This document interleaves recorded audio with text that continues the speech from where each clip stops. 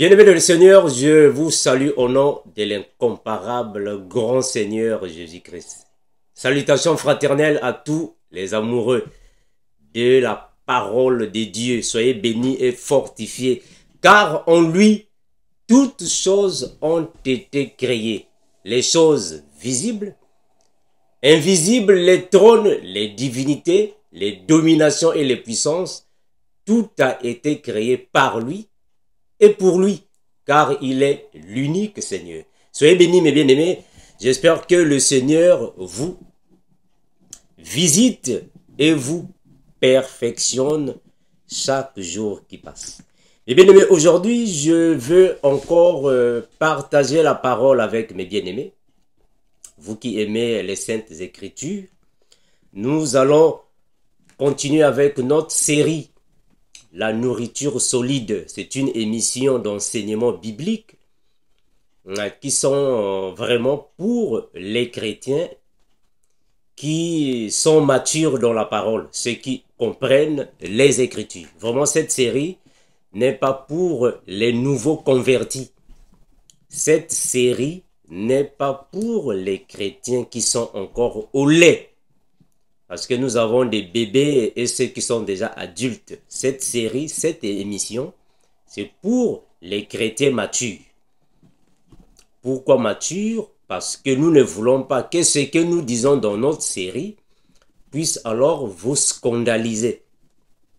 Parce que nous allons ici dans la profondeur des Écritures et nous montons un peu en haut pour alors prendre les choses qui sont là-bas en haut et descendre avec sur terre, afin que vous puissiez mieux comprendre ce que nous voulons dire. Donc, cette série, c'est pour ceux qui sont capables de mâcher, de manger le pain sans levain. Alors, si vous n'êtes pas encore capable de manger le pain sans levain, il n'est pas bien de nous regarder, sinon vous allez nous lapider pour rien. Voilà pourquoi les Juifs étaient en train de lapider le frère Étienne pendant qu'il était en train de voir le ciel ouvert et le Fils de l'homme debout à la droite de Dieu le Père. Et il continuait de les lapider parce qu'ils ne voyaient pas les mêmes choses. Donc, mes bien-aimés, dans cette série, j'ai toujours averti à ceux qui sont encore au lait de ne pas trop regarder cette série pour ne pas scandaliser votre foi. Quand vous aurez les dons pour manger la chair de l'agneau, comme ça au moins, vous pouvez nous suivre. Nous avons un passage biblique que nous allons décortiquer à la lumière des Écritures, afin que nous puissions comprendre que cela alors signifie. Incomparable Père, nous te remercions infiniment, toi qui es Seigneur et Dieu. Merci Seigneur Jésus, de ce que tu as voulu que je sois avec mes frères et mes sœurs pour partager ta parole. Augmente intelligence, connaissance, discernement. Augmente en nous, Père éternel, tout ce qui est bien pour notre âme, esprit, afin de marcher, grandir dans la foi. Ton puissant nom, nous avons ainsi prié, nous disons Amen. Merci mes bien-aimés, vous qui aimez les Écritures, les amoureux de la doctrine de Christ. Aujourd'hui, nous allons lire un passage biblique dans l'ombre, dans la doctrine, et nous allons l'expliquer dans la révélation, afin que vous qui pouvez déjà manger le pain sans levain, vous puissiez comprendre en réalité qu'est-ce que cela alors signifiait. Nous sommes dans 1 Samuel, chapitre 18, le verset 25. 1 Samuel 18, 25, la Bible va déclarer ainsi. Saoul dit, vous parlerez ainsi à David. Le roi ne demande point de dot, mais il désire son prépuce des Philistins pour être vengé de ses ennemis. Saoul avait le dessein de faire tomber David entre les mains des Philistins. Mais bien aimé, la Bible est comme le bâton de Moïse dans la main. La Bible, c'est comme le bâton de Moïse dans la main. Moïse avait son bâton dans la main. Son propre bâton, malheureusement, il ne connaissait pas la profondeur de son bâton. Il ne connaissait pas l'utilisation, l'importance de son bâton. Il fallait que la voix sorte du buisson ardent pour expliquer à Moïse à quoi servait ce bâton. C'est comme la Bible. Tu peux lire la Bible, tu peux avoir la Bible, mais si tu n'as pas la révélation de Dieu le Père, tu ne vas jamais comprendre la Bible. Jamais comprendre. Donc, Saoul a envoyé David pour aller chercher, prendre, venir avec les prépuces, les sommes prépuces des Philistins. C'est l'ombre. Mes frères, vous savez, la Bible a l'ombre et la lumière. Voilà pourquoi le frère Paul dira, l'ancienne alliance n'est que l'ombre des choses à venir. Mais la réalité des choses, la vérité est en Christ. Donc, si vous n'avez pas l'éclairage de la parole, vous n'allez pas comprendre ce qui s'est passé là-bas. Là-bas, ce n'est que l'ombre, ce n'est que la lettre.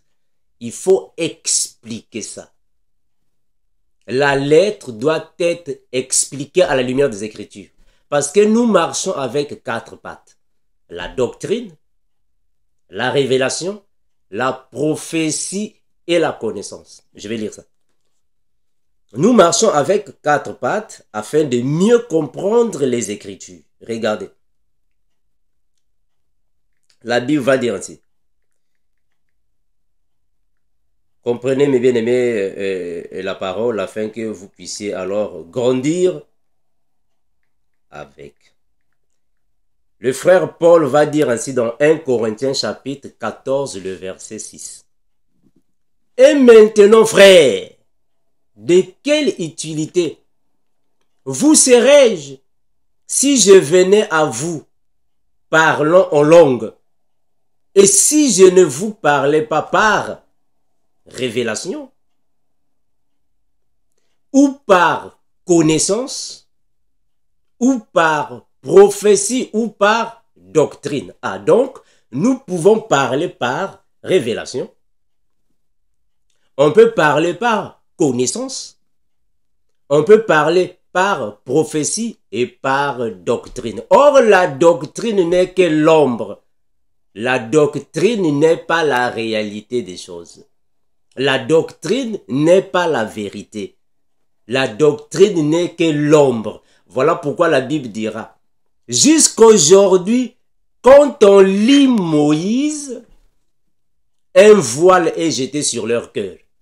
Mais les cœurs vont alors se convertir quand ils viendront à Christ. Donc c'est en Christ que le voile est ôté.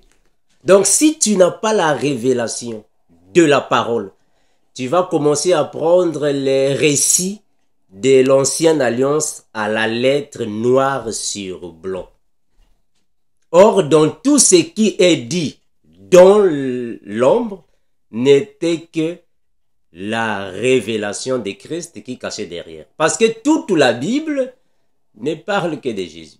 Mes frères, depuis Genèse jusqu'à Apocalypse, ça ne parle que de la vie de Christ d'une manière, d'une autre. Voilà pourquoi le frère Job dira, cependant Dieu parle tantôt d'une manière, tantôt d'une autre.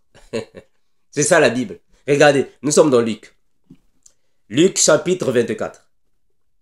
Mais bien aimé, vraiment, c'est moi, dans cette émission, nous parlons des choses spirituelles. Hein? Nous parlons des choses de l'esprit. Donc, si vous n'êtes pas encore capable de retenir les choses d'esprit, il est mieux de ne pas nous suivre pour ne pas nous lapider comme on a lapidé le frère Étienne. Ah, voilà. Donc, pendant que nous sommes en train de voir le ciel ouvert, et le Fils de l'homme debout à la droite de Dieu, Vous allez continuer de nous lapider, de nous lapider. Or, nous ne voyons pas les choses de la même manière. Luc chapitre 24, le verset 44. Regardez.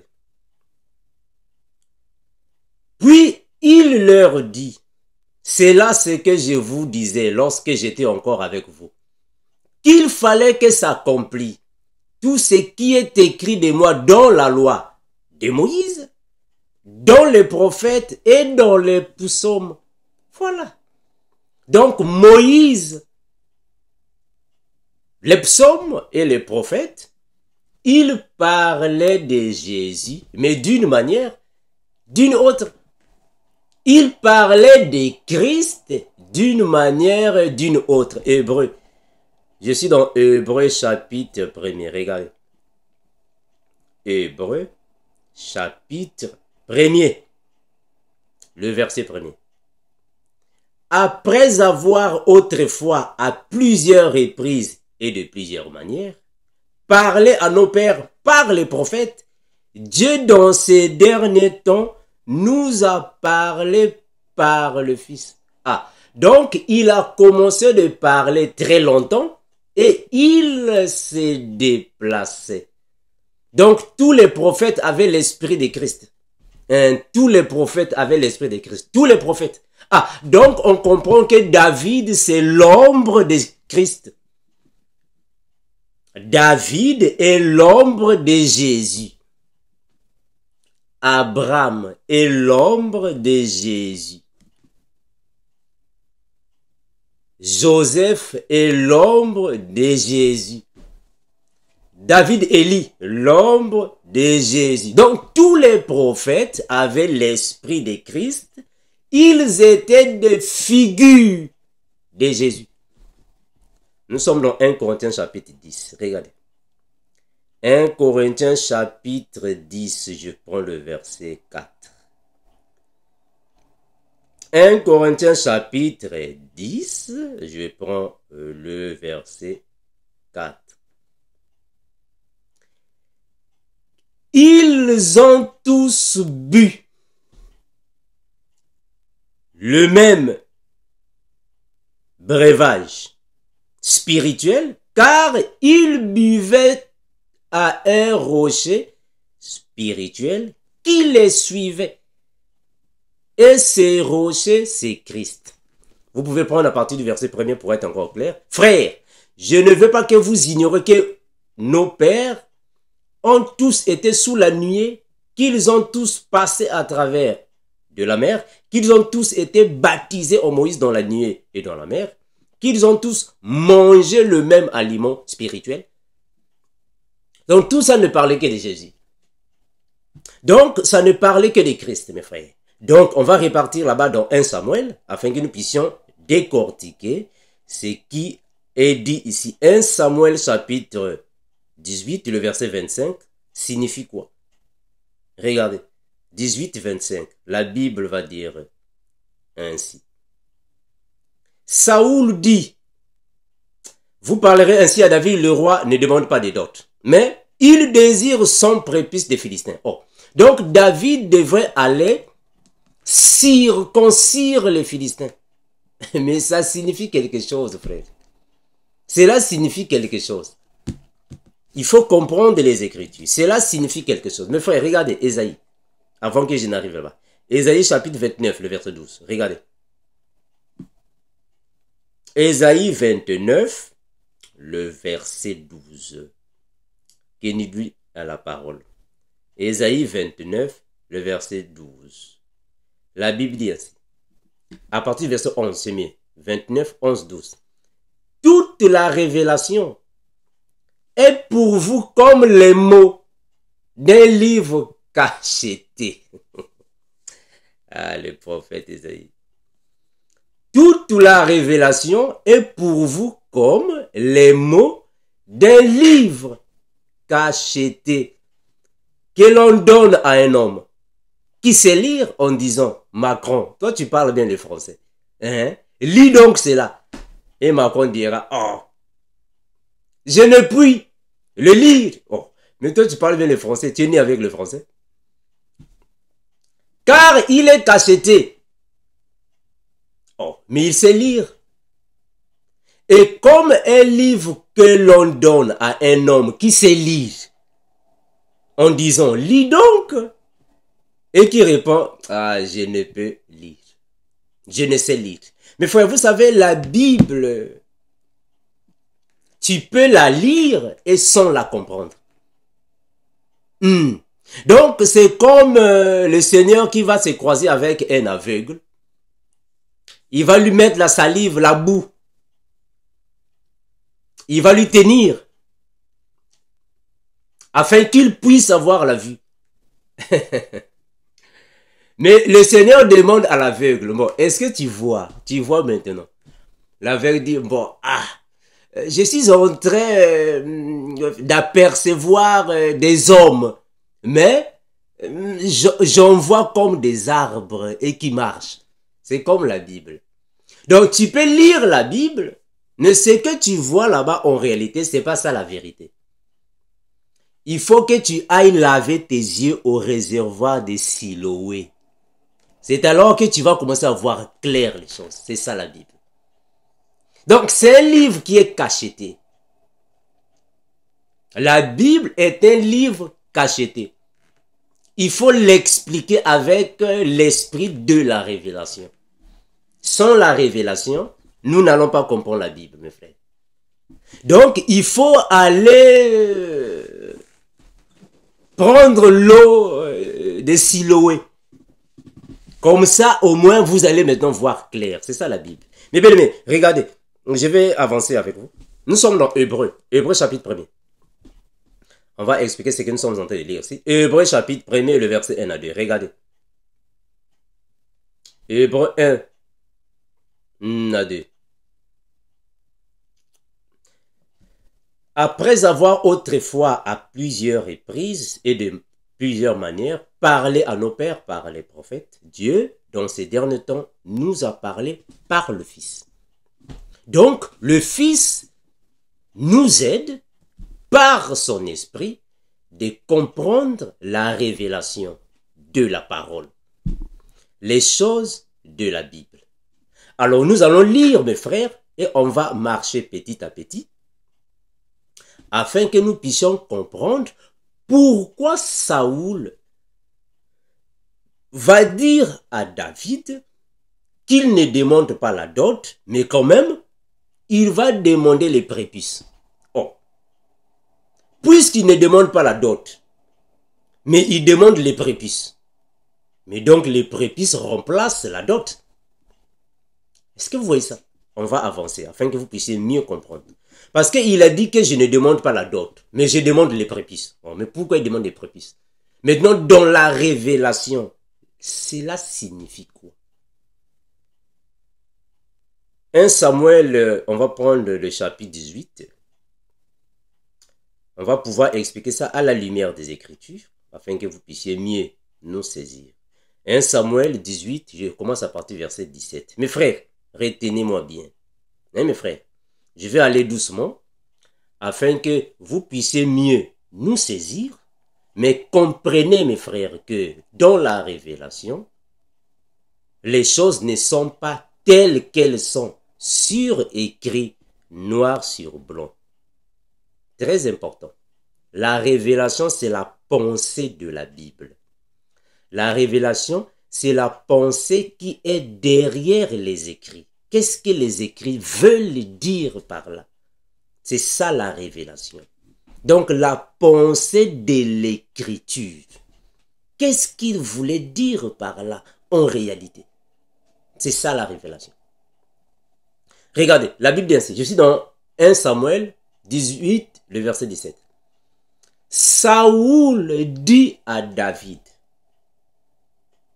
voici, je te donnerai pour femme ma fille aînée Mérab. Question. Oh. Mais est-ce que David avait envie d'une femme?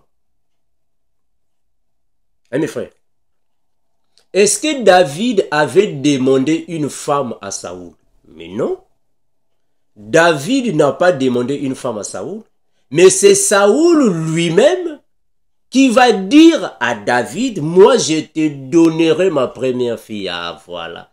Donc on comprend ici que Saoul, c'est Dieu le Père.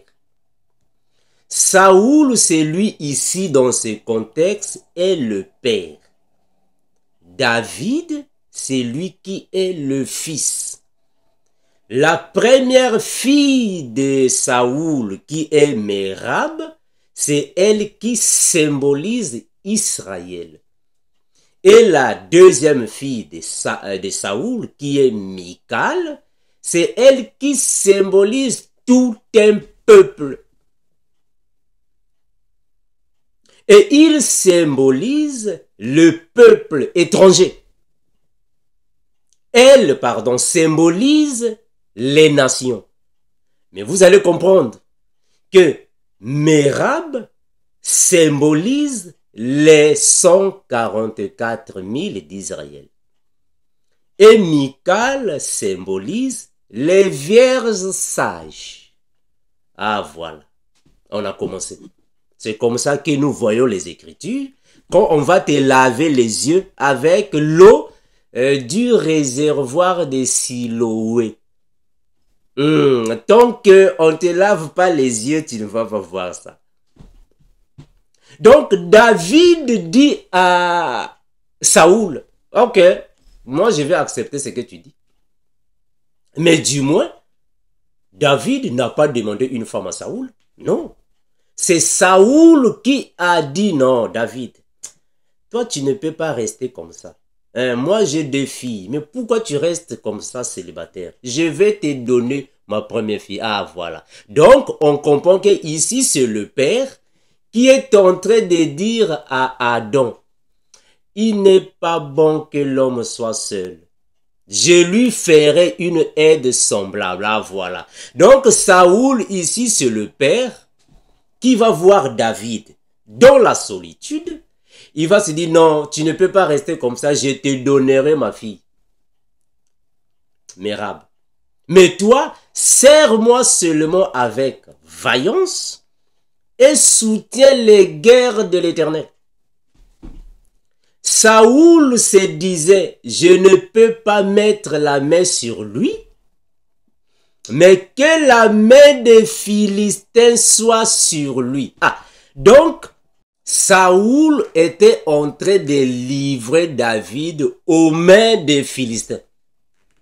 En d'autres termes, le père était en train de livrer son fils aux mains des rebelles afin qu'il soit tué. Il va livrer David. Saoul le livre aux rebelles afin qu'il soit tué. Regardez. Pour un certain bénéfice. Regardez, je vais prendre les Écritures. Nous sommes dans Romains chapitre 4, le verset 25. Romains 4, 25, la Bible va déclarer ainsi. La Bible va dire ainsi. Lequel a été livré pour nos offenses et est ressuscité pour notre justification.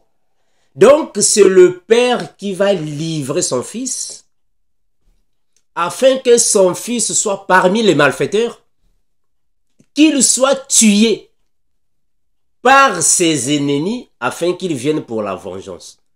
C'est la même chose que Saoul va faire à David. Donc, Saoul va alors envoyer David vers les rebelles. Il va livrer David.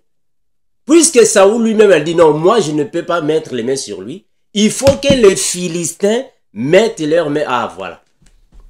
Puisque le père ne peut pas mettre les mains sur le fils, il va le livrer.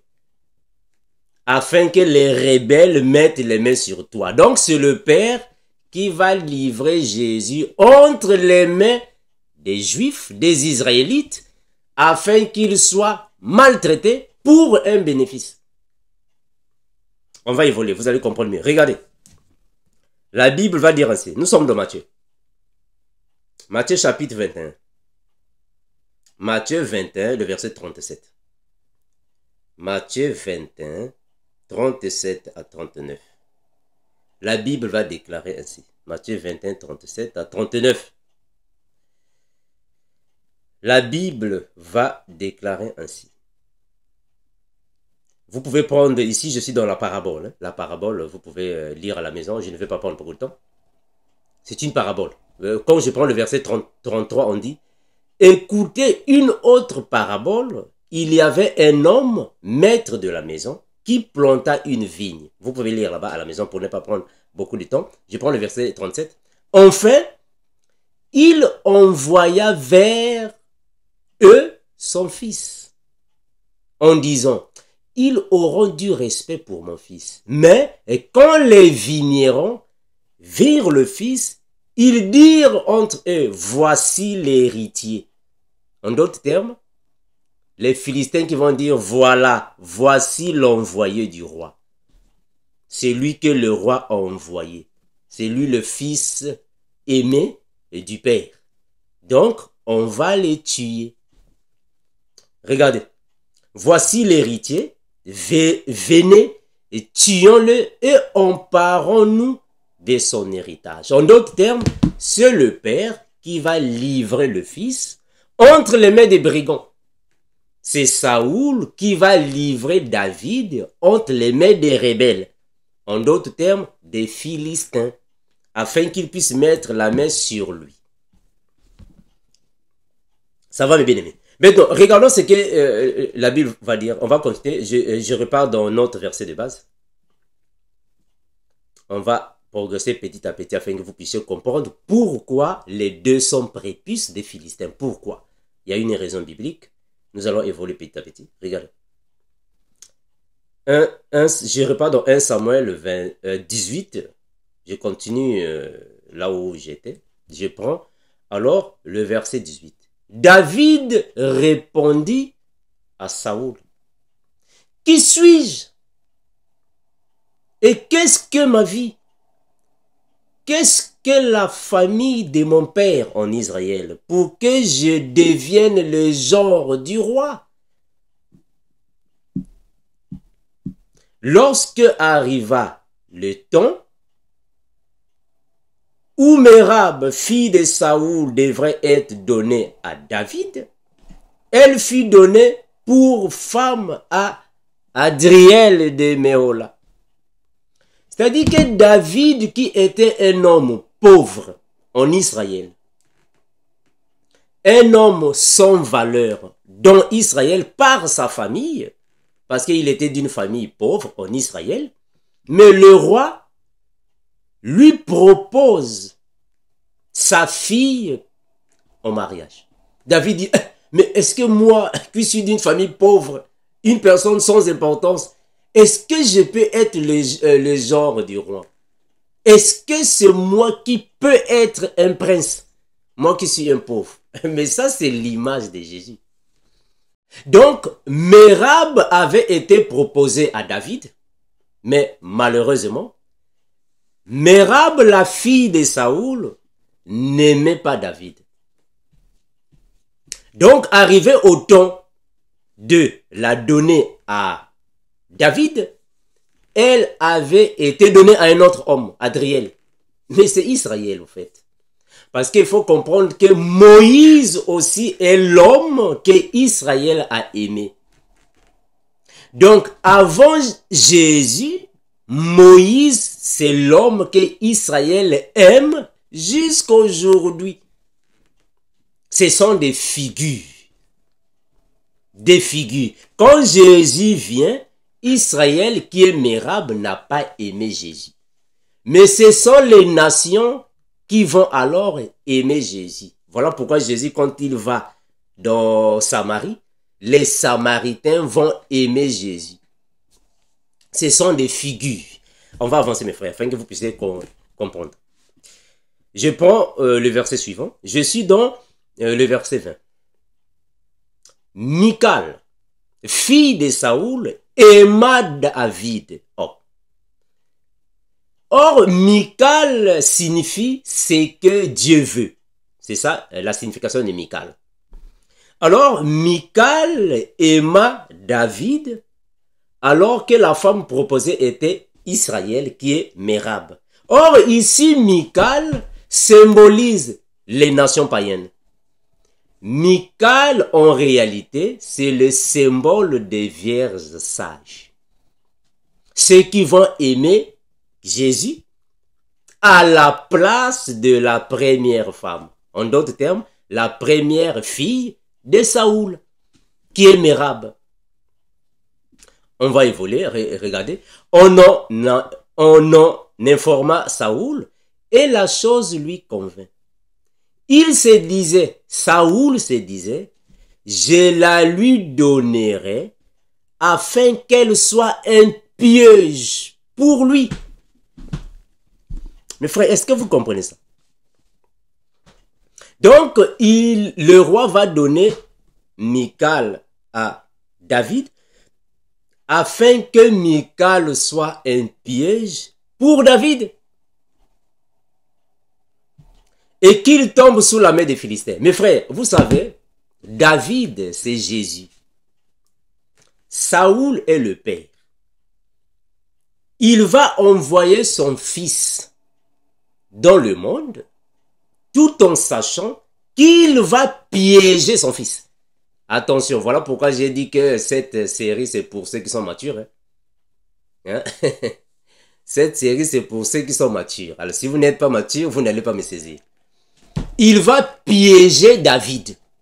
Or, le piège ici, c'est une situation difficile qui est cachée devant toi, mais qui te sera révélée après. Une fois que tu fais face à la situation, tu auras peur de la franchir. C'est comme Jésus. Jésus est envoyé dans le monde pour Michal. En réalité, c'était pour Mérab, pour Israël.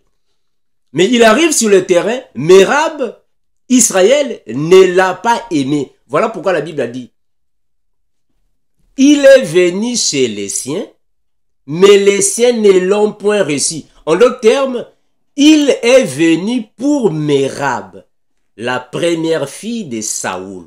Mais elle ne l'a pas aimé. Alors, qu'est-ce qu'il fait? À tous ceux qui l'ont reçu, en d'autres termes, à Michal, qu'il a aimé, il a donné le droit, le pouvoir de devenir enfant de Dieu. Donc, il a donné à Michal le mariage. C'est Michal qui est devenue sa femme. Voilà, parce que Michal, c'est elle qui symbolise les vierges sages. Donc, le piège ici, c'est quoi? C'est la mort de la croix. C'est ça le piège de Jésus. Parce que quand il a vu ça, il a commencé de trembler. Ça, c'est le piège. Regardez. Je prends la Bible, mes frères, afin que cela puisse nous aider. Regardez le piège de David. David, ce n'est que l'ombre. Hein? David n'est que l'ombre. Regardez le piège. Le piège de David, c'est ça. Je suis dans la Bible. Luc chapitre 22, le verset 40, je vais descendre. Hein? 22, je prends le verset 39. Luc 22, je commence au verset 39. Après être sorti, il alla, selon sa coutume, à la montagne des Oliviers. Ses disciples les suivirent.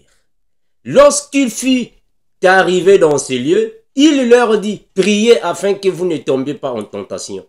Puis il s'éloigna d'eux à la distance d'environ un jet de pierre, et s'étant mis à genoux, il pria. Il dit, Père, si tu voulais éloigner cette coupe, ah voilà, si tu voulais éloigner cette coupe, toutefois que ma volonté ne se fasse, mais la sienne. En d'autres termes, Père, je suis devant un piège. Est-ce que tu peux ôter ou pousser, repousser la chose qui met... C'est-à-dire que Jésus était en train de négocier, de supplier le Père afin qu'il puisse éloigner le piège. En d'autres termes, c'est Saoul qui va envoyer David. David, va là-bas. Tu dois aller chez les Philistins. Puisque tu aimes ma fille, je vais te donner ma fille, mais je vais te piéger. Donc David a été piégé par Saoul, par sa fille. Donc avant d'avoir Michal, avant d'avoir la fille du roi, il fallait qu'il traverse d'abord le piège là. Mais quand il est arrivé là-bas, il a commencé de trembler. Ça, c'est Jésus. Jésus, quand il vient dans le monde, car Dieu a tant aimé le monde, il a donné son fils. Ah, voilà. Car Saoul avait des problèmes avec les Philistins. Il lui a fallu la réconciliation. Qu'est-ce qu'il a fait? Bon, qu'est-ce que je veux faire avec mes ennemis? Je vais envoyer David. Puisqu'il a envoyé David, c'est pour que David aille faire la vengeance à sa place, qu'il meure là-bas. Donc, le mariage de David et Michal était un piège pour David. En d'autres termes, le mariage de Christ et ceux qui ont la sémence avaient été piégés par la croix. Il devait passer par la croix. Voilà pourquoi sur la croix, l'Esprit l'a abandonné. Et il a commencé d'appeler le Père. Regardez, je vais avancer. Ça c'est le piège de David.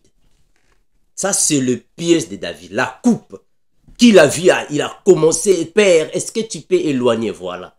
Parce qu'il avait été piégé. Frère, attention. Attention, quand je dis il a été piégé, vraiment ça c'est pour ceux qui peuvent manger la nourriture solide. Si vous ne pouvez pas manger encore, vraiment je vous demande de ne pas me suivre dans cette série. Sinon vous allez seulement me jeter des pierres comme le frère Étienne. Alors que vous ne saisissez pas la pensée des Écritures.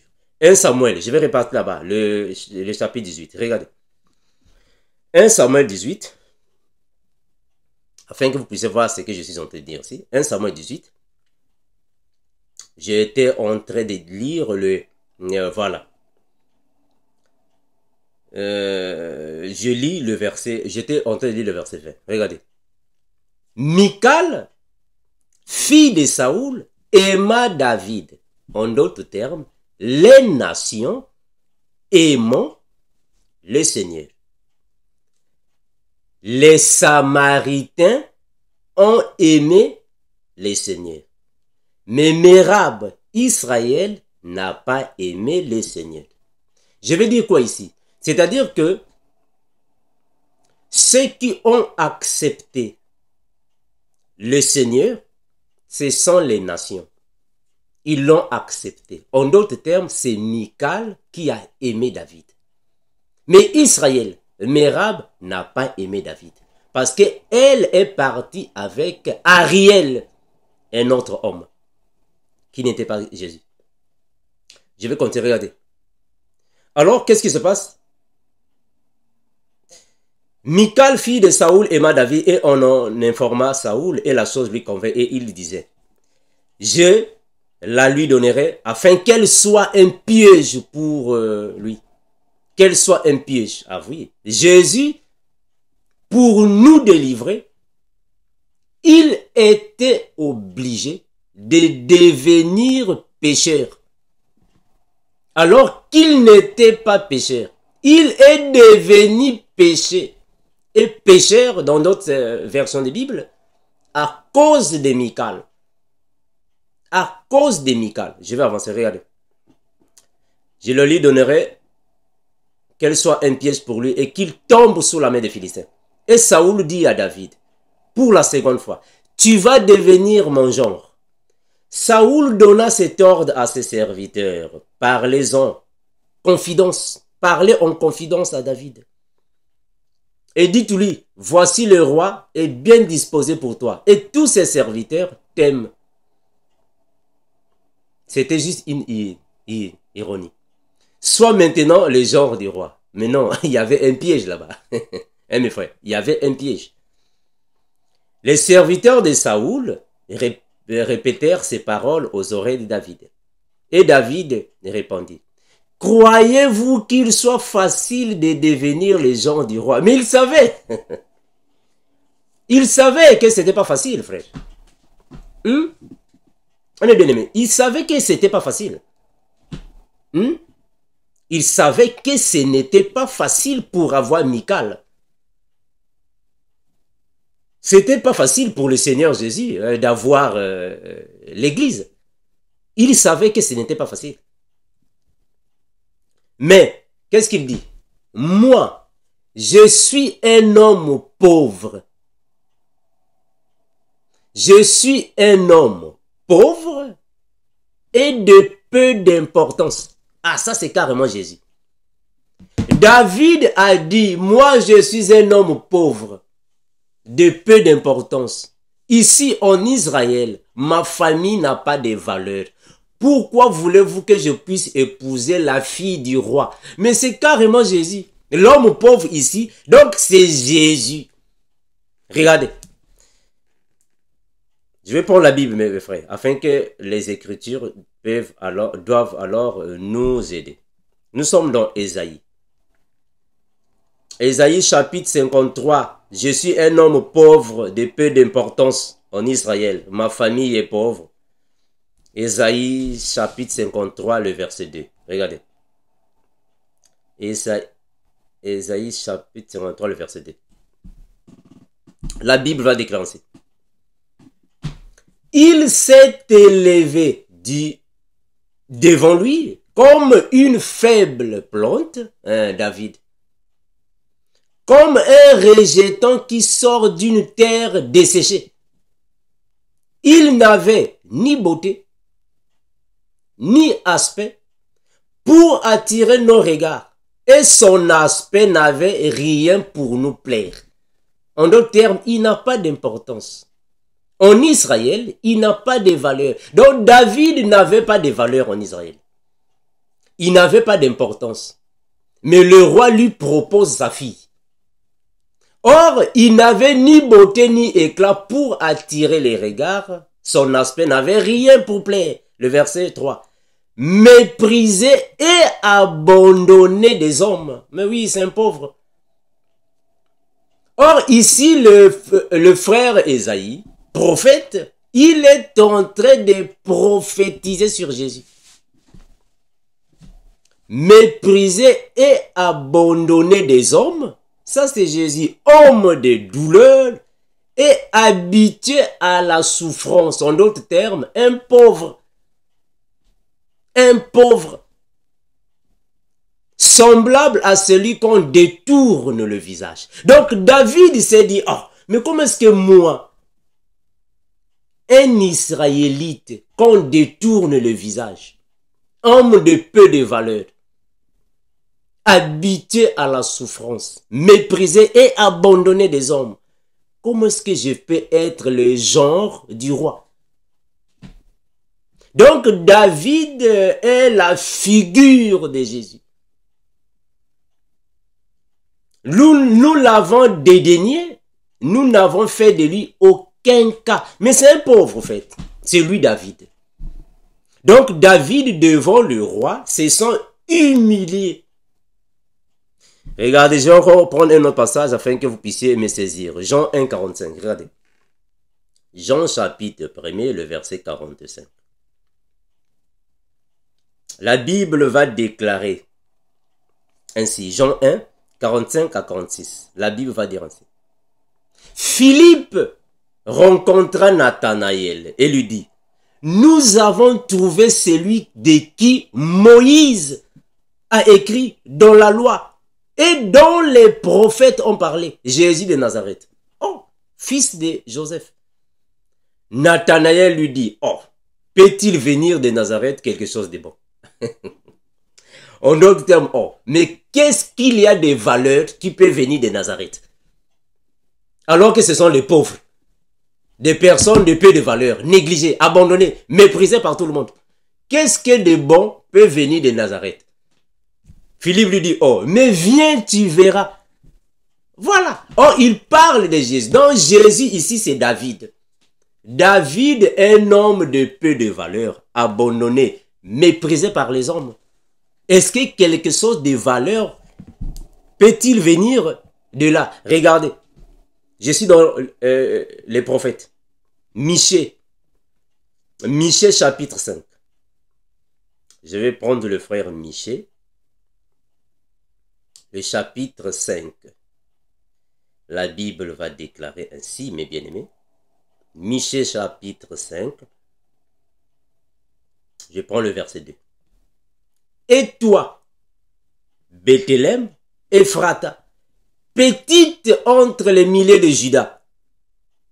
Oh, mais pourquoi on dit ça? Petite entre les milliers de Juda. C'est-à-dire que négligée, abandonnée, amoindrie, minimisée parmi les autres.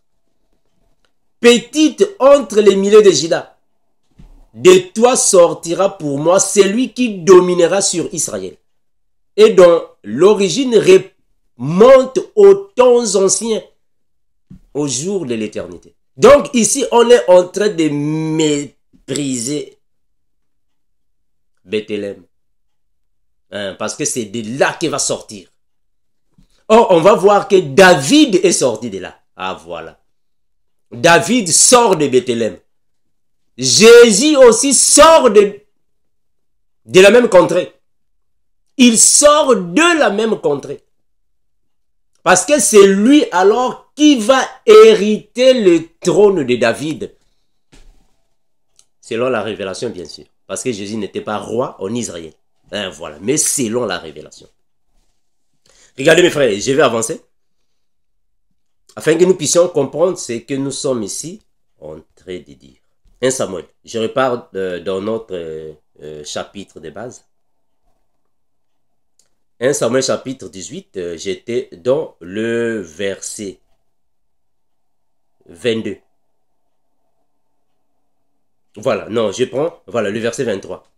Les serviteurs de Saoul répétèrent ces paroles aux oreilles de David, et David répondit, croyez-vous qu'il soit facile de devenir le genre du roi, moi qui suis un homme pauvre et de peu de valeur? Jésus. Les serviteurs de Saoul lui rapportèrent ce qu'avait répondu David. Donc ici, David se présente comme un homme de peu de valeur et le frère Ésaïe va présenter également la nature physique de Jésus sur la terre. Saoul dit, vous parlerez ainsi à David. Le roi ne demande pas de dot. Mes frères, quand Saoul dit, le roi ne demande pas de dot parce que David était pauvre. David était une personne de peu de valeur. Donc, le roi ne va pas lui demander de l'argent parce qu'il est pauvre. On va lui demander l'argent pourquoi? S'il est pauvre. Mais frère, vous savez la parole.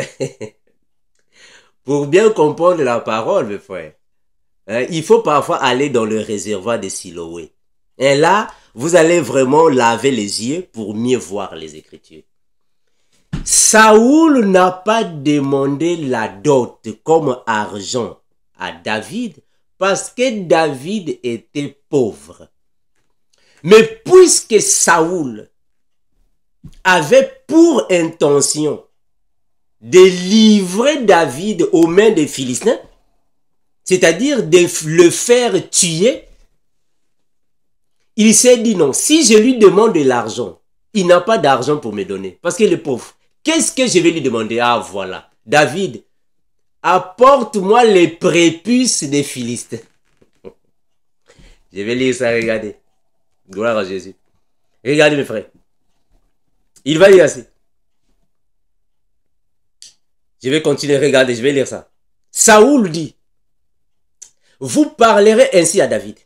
Le roi ne demande pas de dot, mais il désire son prépuce des Philistins. Ah! pour venger de ses ennemis. Saoul avait le dessein de faire tomber David entre les mains des Philistins. Est-ce que vous voyez l'intention de Saoul? Saoul voulait seulement le faire tuer. Voilà pourquoi j'avais dit, quand le Seigneur vient ici sur terre, car Dieu a tant aimé le monde, il a donné son fils. Le père savait que le fils est pauvre. Il n'a pas de valeur dans le monde. Donc, il ne faut pas lui faire payer par les choses périssables, mais il faut pas pourtant passer par une chose qui est plus précieuse. Regardez, le frère Pierre l'a dit. Regardez. Je vais lire ça. Je vais lire ce que le frère Pierre a dit. Hein, afin que vous puissiez mieux me saisir. Je suis dans 1 Pierre. Hein.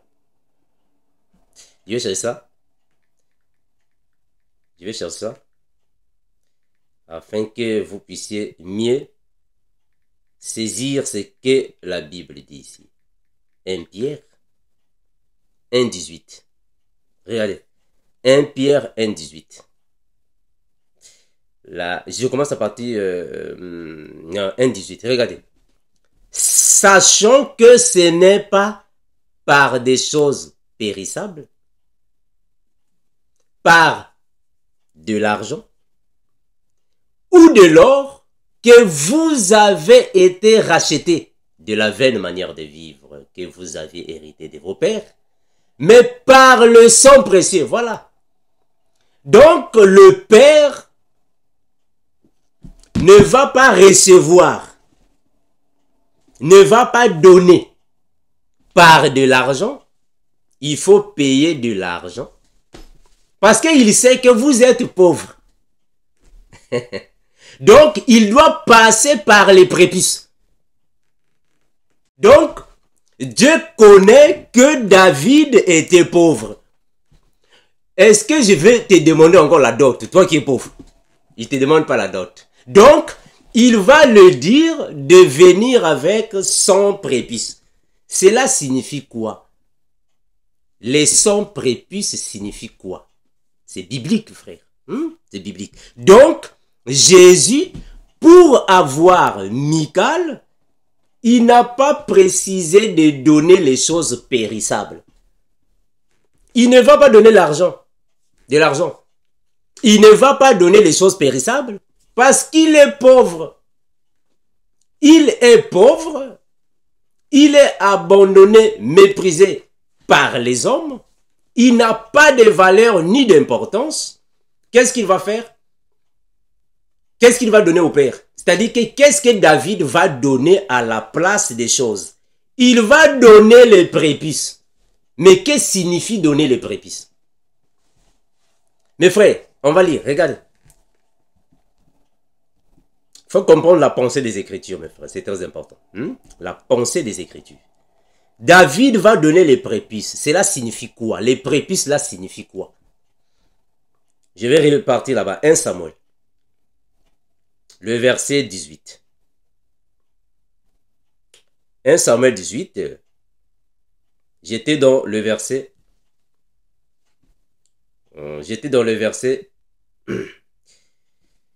25. Alors, vous parlerez ainsi à David. Saoul dit, vous parlerez ainsi à David. Le roi ne demande pas de dot, mais il désire son prépuce. Mes frères, ça c'est la doctrine. C'est-à-dire que ça c'est la lettre. Or, la lettre signifie quelque chose.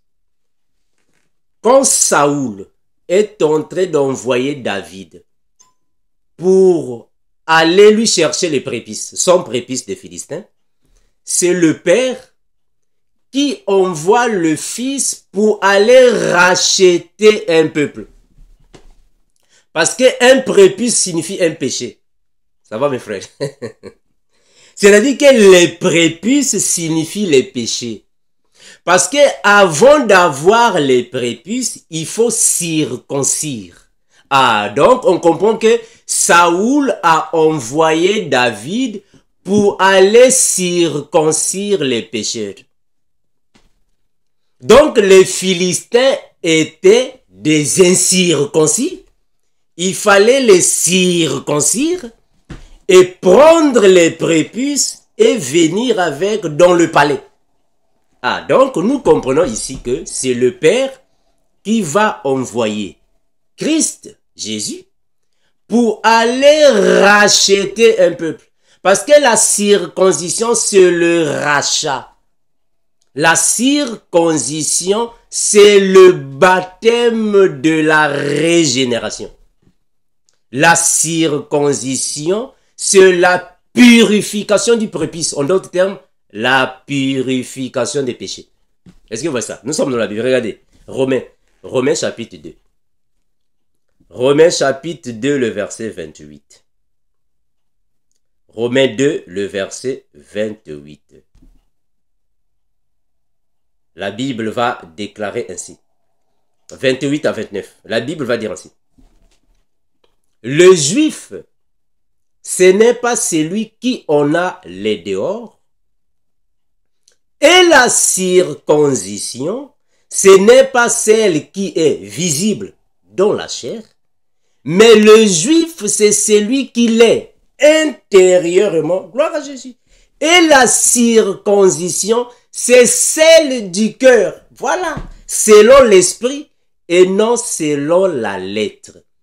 La louange de ces juifs ne vient pas des hommes, mais de Dieu. Ah, donc nous comprenons que quand David va circoncire les Philistins, spirituellement parlant, les Philistins sont devenus les Juifs. Ah, bien aimé. Mais frère, est-ce que vous comprenez ça? Donc, spirituellement parlant, un Philistin qui est circoncis est spirituellement un Juif. Parce qu'il l'est intérieurement. Or, la circoncision, c'est la circoncision du cœur qui signifie la purification des péchés. Donc, David est parti circoncire les païens. Voilà. C'est Jésus qui est parti circoncire les Samaritains. Jésus est parti circoncire les nations parce que la première fille de Saoul ne l'a pas aimé. Et il est parti circoncire Michal. Ça, c'est la circoncision. La circoncision du cœur. Parce qu'il faut comprendre que la circoncision, c'est le rachat. Et les prépuces, ce sont les péchés. Donc, quand David va prendre les prépuces, il vient avec les prépuces dans le palais royal. C'est Jésus qui va prendre les péchés des nations.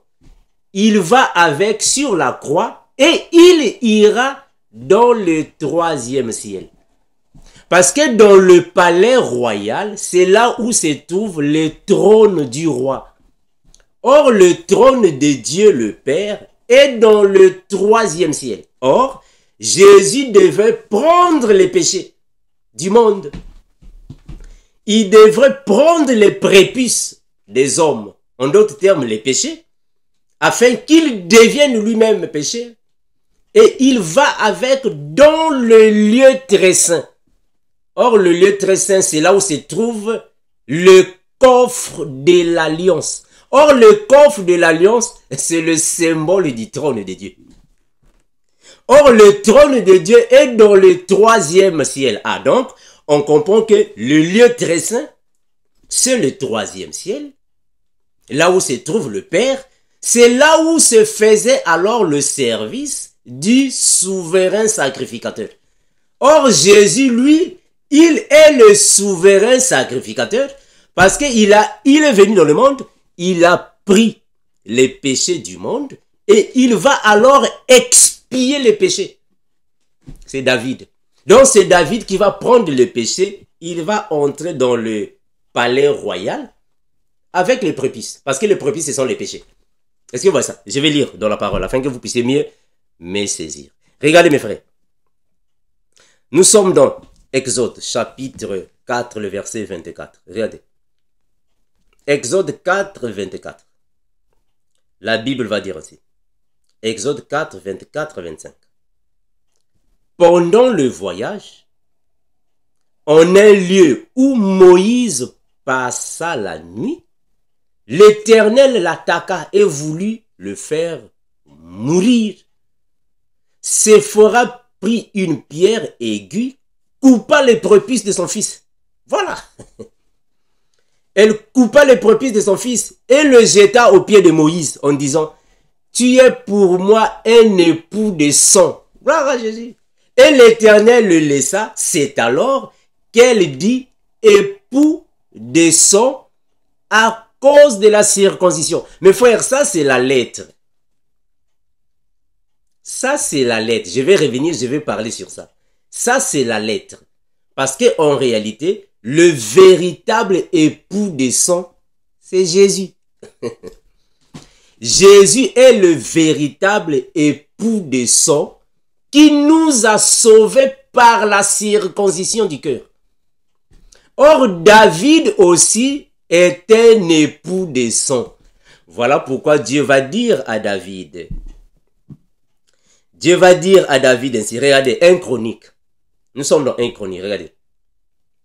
1 Chronique chapitre 28. Le véritable époux de sang, c'est Jésus.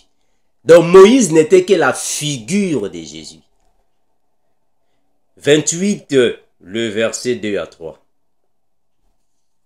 28, 2 à 3. David convoqua à Jérusalem tous les chefs d'Israël, les chefs des tribus, les chefs des divisions au service du roi, les chefs des milliers, les chefs des centaines, ceux qui étaient en charge sur tous les biens et les troupeaux du roi et auprès de ses filles, les eunuques, les héros et les hommes vaillants. Le verset 2. Le roi David s'éleva sur ses pieds et dit, écoutez-moi mes frères et mon peuple. J'avais l'intention de bâtir une maison de repos pour l'arche de l'alliance de l'Éternel et pour le marchepied de notre Dieu. Et je me préparais à bâtir. Mais Dieu m'a dit, tu ne bâtiras pas une maison en mon nom, car tu es un homme de guerre et tu as versé du sang. Mais parce que c'est un homme de sang. Donc David aussi était un époux de sang. Or le véritable époux de sang, c'est Jésus-Christ.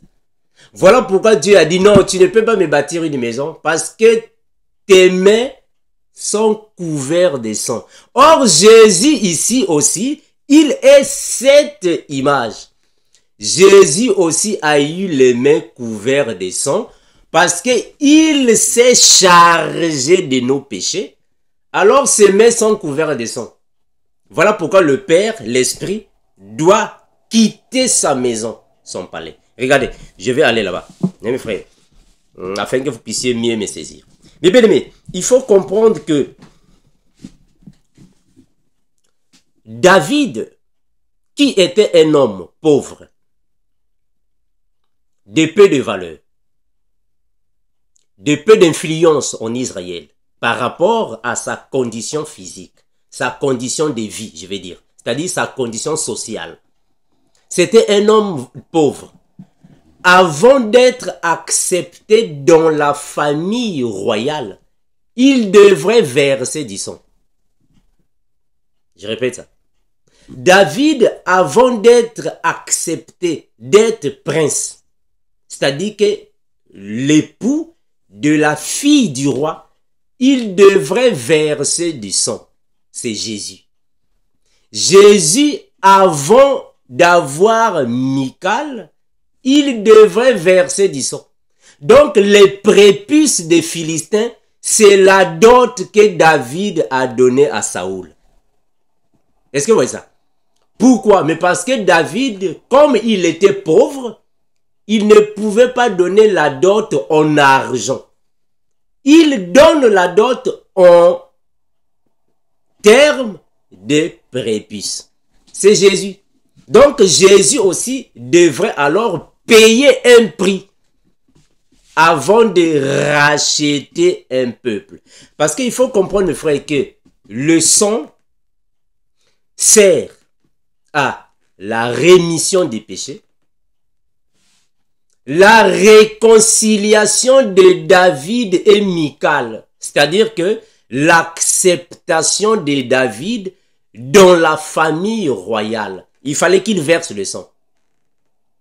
La rédemption et l'acquisition de sa femme. Voilà. Donc David ne peut pas avoir Michal s'il ne versait pas du sang. Il devait verser le sang pour avoir Michal. C'est la même chose avec Jésus. Jésus, pour avoir l'église, il devait verser le sang. Pourquoi? Mais parce qu'il n'avait pas d'argent pour payer la dot. Puisqu'il n'a pas l'argent pour payer la dot, donc il doit circoncire et prendre les prépuces pour lui servir de dot. Vous allez constater même que Saoul a dit à David, va me chercher 100 prépuces. Mais David est parti prendre 200 prépuces. Oh, mais pourquoi 200? Pourquoi David a pris 200 prépuces au lieu de 100 prépuces? Parce qu'on l'a dit, va prendre 100 prépuces. Mais lui, il est parti prendre 200 prépuces. Je vais lire ça. Pourquoi il a pris 200 au lieu de 100 prépuces? Je vais répartir là-bas. 1 Samuel. 1 Samuel chapitre 18. Je vais lire ça. 1 Samuel 18. Le verset 25. Vous parlerez ainsi à David. Le roi ne demande pas de dot, mais il désire 100 prépuces des Philistins. Pour être vengé de ses ennemis, Saoul avait le plan de faire tomber David entre les mains des Philistins. Regardez, le verset 26.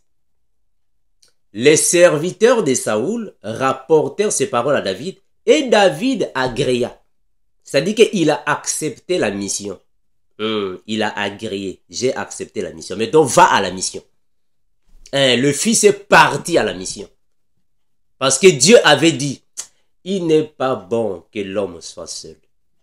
Je lui ferai une aide semblable. Donc il est parti à la mission pour prendre sa femme. Donc David a accepté le risque pour Michal. Il doit verser du sang. Alors, je continue. David agréa ce qu'il était demandé pour qu'il devienne Jean du roi avant le terme fixé. Voilà. Avant le terme fixé. C'est comme Jésus. Avant le temps fixé. David s'éleva partir avec ses gens et tua 200 hommes parmi les Philistins. Il apporta leurs prépuces. On a dit à David, il faut apporter 100 prépuces. Mais David est venu avec 200 prépuces. Je vais relire ça pour la précision. Alors, David, le verset 27. Je suis dans 1 Samuel 18 et 27. David s'éleva, partit avec ses gens et tua 200 hommes parmi les Philistins. Il apporta leurs prépuces, c'est-à-dire des 200. Et on livra au roi le nombre complet afin de devenir genre du roi. Alors Saoul lui donna pour femme Michal sa fille. Mes frères, comprenez que David, avant d'avoir Michal, il devrait verser le sang. Donc le sang versé, il récupère les prépuces et donne au roi. Ça, c'est la dot de David. C'est la même chose avec Jésus. Jésus, avant d'avoir Michal, sa femme, il devrait verser le sang après avoir circoncis le peuple. Mais la circoncision de Jésus, c'est avec le couteau ou l'épée de la parole. Regardez, je suis dans Hébreu. Hébreu, chapitre 4. Regardez avec quoi le Seigneur Jésus a circoncis les nations, les Philistins, les nations, en d'autres termes. Hébreux chapitre 4, le verset 12. Écoutez ce que la Bible dit. Car la parole de Dieu est vivante et efficace, plus tranchante qu'une épée quelconque, à deux tranchants, pénétrante jusqu'à partager âme et esprit, jointure et moelle. Elle juge les sentiments et les pensées du cœur. Donc Jésus lui aussi a circoncis la femme étrangère. En d'autres termes, Jésus aussi a circoncis les païens. Il a circoncis ceux qui n'étaient pas dans l'alliance d'Israël. Il les a circoncis par la parole.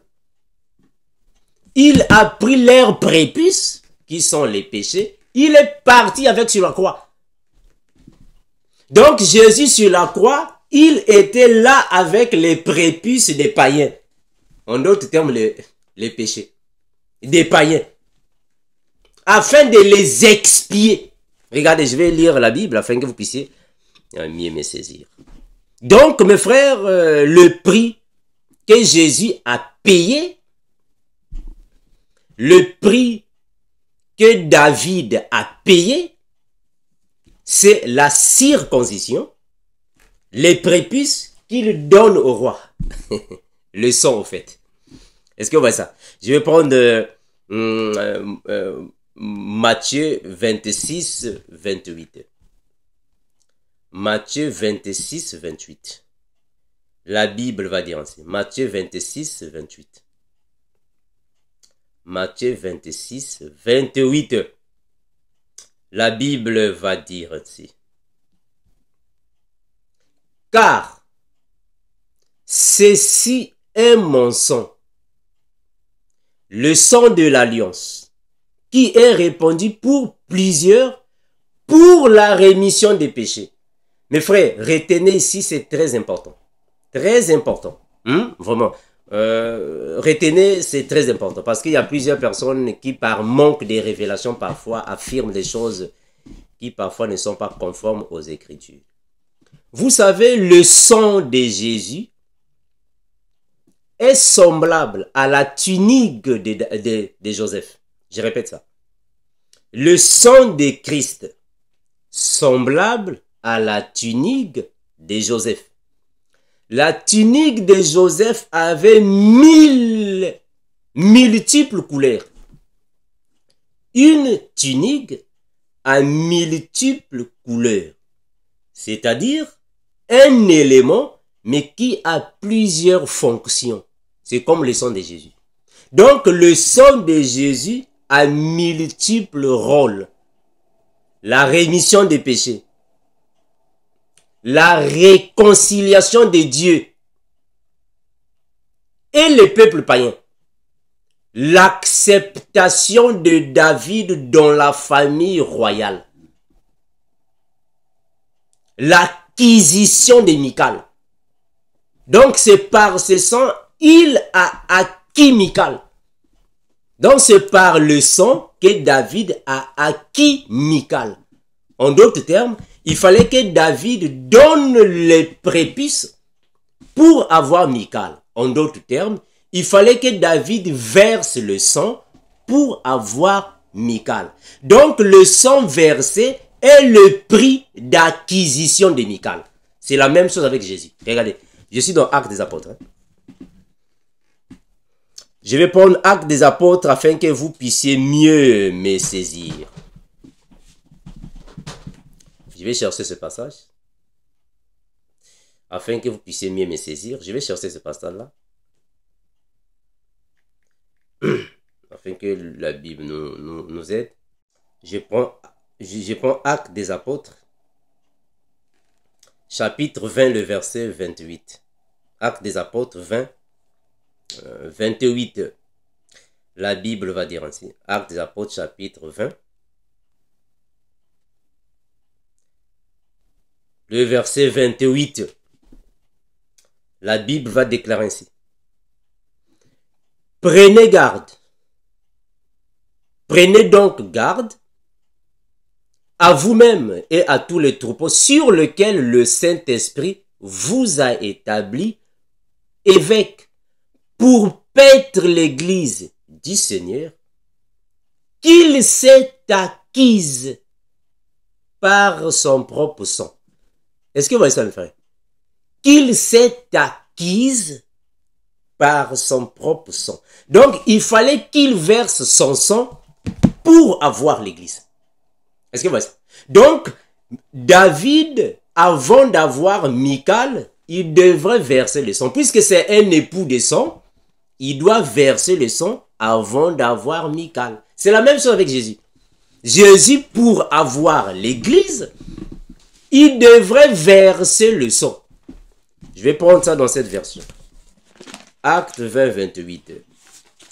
C'est par le sang qu'il a acquis l'Église. Donc, il fallait verser le sang pour avoir l'Église. Actes des Apôtres, chapitre 20, le verset 28. Dans cette version, qu'est-ce qu'on dit? 20, 28. La Bible va déclarer ainsi.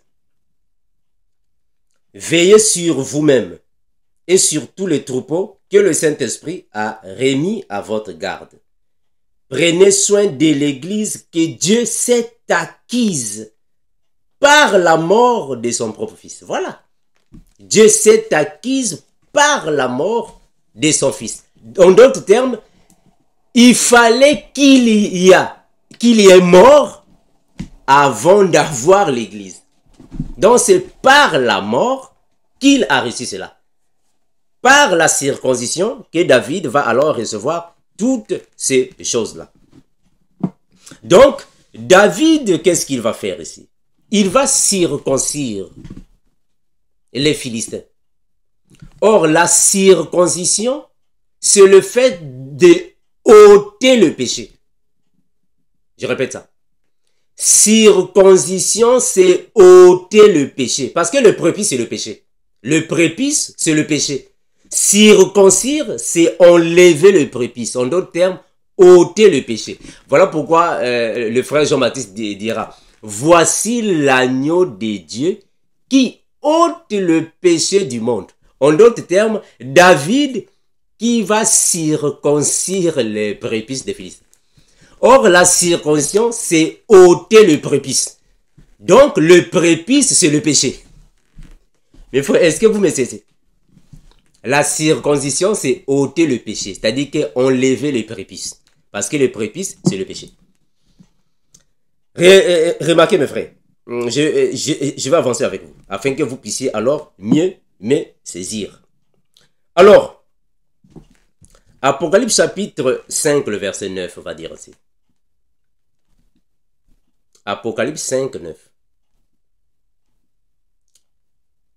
La Bible va déclarer ainsi. Et il chantait un cantique nouveau en disant, tu es digne de prendre le livre et d'en ouvrir les sceaux, car tu as été immolé et tu as racheté pour Dieu par ton sang des hommes de toute tribu, toute langue, tout peuple et toute nation. En d'autres termes, il a circoncis tous les païens qui l'ont accepté. En d'autres termes, à tous ceux qui l'ont reçu, il leur a donné le pouvoir de devenir enfants de Dieu. Donc, quand David va chez les Philistins, c'est pour circoncire. En d'autres termes, Éphésiens chapitre 4. Hein, mes frères? Donc ça, ce sont les figures, ce sont les images que la Bible, alors, nous présente. Ce sont les images. Quand David va quitter le palais royal, il va chez les Philistins dans les nations pour aller racheter et revenir avec, en d'autres termes, c'est Jésus qui va aller dans le séjour des morts pour aller libérer les captifs. Quand il va libérer les captifs, c'est-à-dire que l'entrée de David dans une terre étrangère, c'est la mort de Jésus. Je vais répéter ça. Quand David quitte son territoire pour aller dans le pays des Philistins, il change de territoire. En d'autres termes, c'est la mort de Jésus. Il va aller dans le séjour des morts pour aller libérer les captifs. Et quand il va libérer ces captifs, qu'est-ce qu'il va faire? Il va monter dans les hauteurs. En d'autres termes, le Seigneur doit monter pour expier le péché. Je vais arriver là-bas, afin que vous puissiez mieux me saisir. Je sais que ce sont des choses qui sont un peu profondes, mais le Seigneur va nous aider. Vous allez mieux me saisir. Je vais arriver là-bas, afin que vous puissiez comprendre ce que je suis en train de dire. Regardez mes frères, on prend Hébreu, afin que vous puissiez mieux comprendre. Hébreu chapitre 9, le verset 22. Hébreu 9, 22. Je vais aller doucement afin que vous puissiez mieux saisir la pensée de la Bible. Hébreu 9, 22. La Bible va dire ainsi, mes frères. Et presque tout, d'après la loi, est purifié par le sang, avec du sang, et sans effusion de sang, il n'y a pas pardon des péchés. Donc, avant qu'il y ait pardon des péchés, il faut qu'il y ait écoulement du sang. Il faut qu'il y ait effusion du sang. Donc, quand David est envoyé chez les Philistins, c'est pour les circoncire, afin qu'il y ait écoulement du sang et qu'ils prennent les prépuces. C'est Jésus qui va faire ce mouvement dans l'esprit, en esprit. Il fallait qu'il y ait alors le rachat afin de sauver les nations païennes. Pourquoi? Mais parce que les nations païennes l'avaient accepté. En d'autres termes, Michal avait aimé David. C'est Michal qui accepte David. Ce sont les nations qui acceptent Christ. Et Christ va les racheter. Je suis dans Jean, regardez. Jean chapitre 1er. Jean chapitre 1er. Je prends le verset... voilà, je commence à partir du verset 9. Regardez, la Bible dit ainsi. Cette lumière était la véritable lumière qui, en venant dans le monde, éclaire tout homme. Elle était dans le monde et le monde a été fait par elle et le monde ne l'a point connu. Il parle de Jésus. Le monde ne l'a point connu. Elle est venue chez les siens et les siens ne l'ont point reçue. Il parle de Jésus.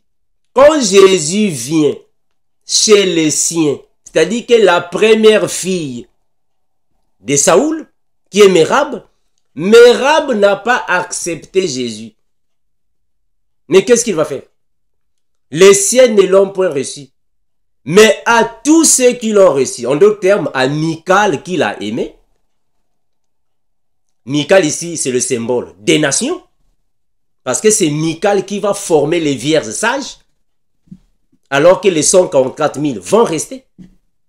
Mais à tous ceux qui l'ont reçu, à ceux qui croient en son nom, elle a donné le pouvoir de devenir enfants de Dieu. Lesquels, voilà, sont nés non avec du sang, ni de la volonté de la chair, mais ni de la volonté de l'homme, mais de Dieu. Donc, ce que David faisait, c'était la préfiguration du baptême, renouvellement de l'homme intérieur, en accord avec 2 Corinthiens chapitre 5, le verset 17.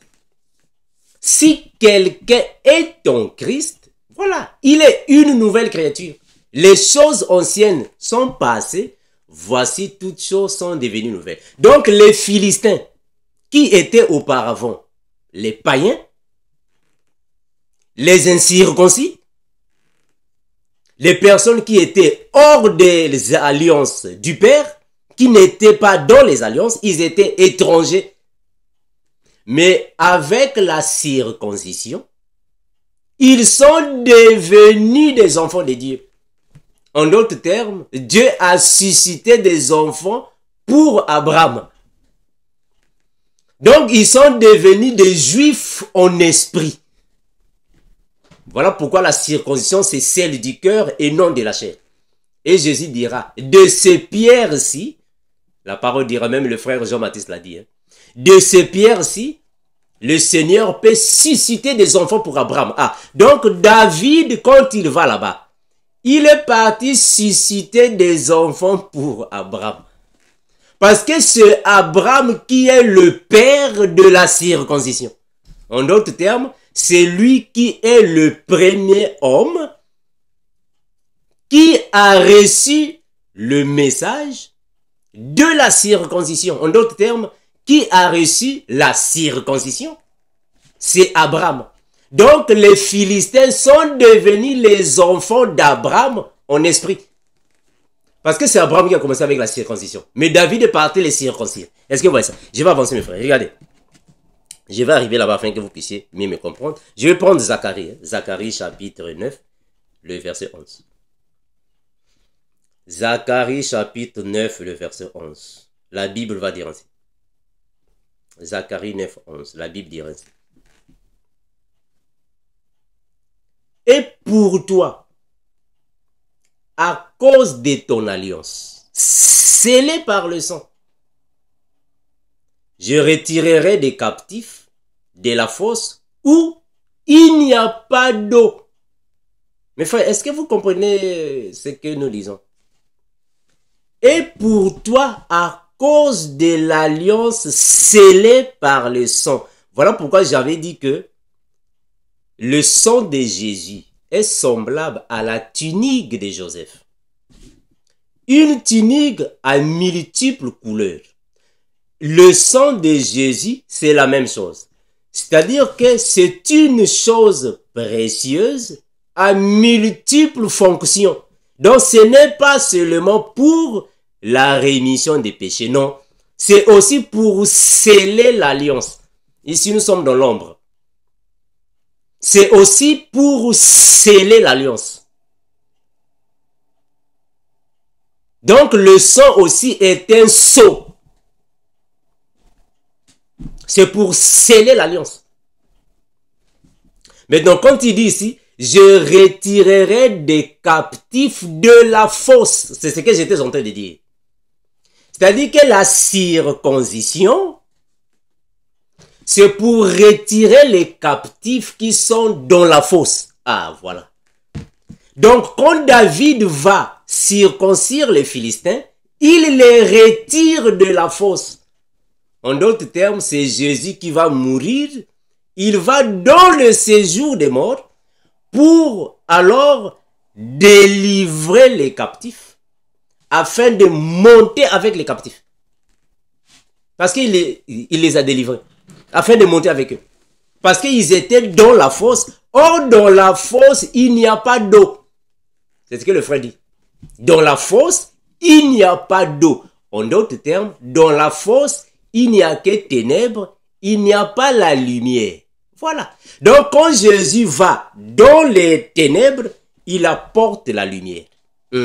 C'est avec la lumière de Christ qu'ils vont alors voir réellement la vérité qui était en Christ. Donc, Jésus les a apporté la lumière. En d'autres termes, il les a apporté l'eau dans la fosse. Je vais continuer. Regardez. Je suis dans Éphésiens. Je prends d'abord Hébreux afin que vous puissiez mieux me saisir. Hébreux chapitre 9. Regardez. Hébreux chapitre 9, les versets 11. Hébreux 9, versets 11 à 12. La Bible va dire ainsi.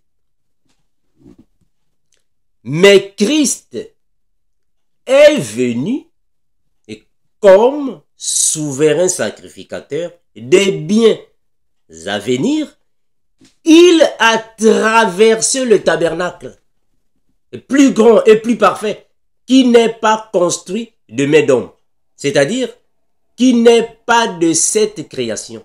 Et il est entré une fois pour toutes dans le lieu très saint. De quel tabernacle parle-t-il?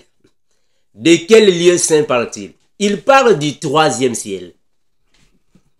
Mes frères, je vais répéter ça. C'est-à-dire que quand David va prendre les prépuces, il vient avec, il doit aller dans le palais royal.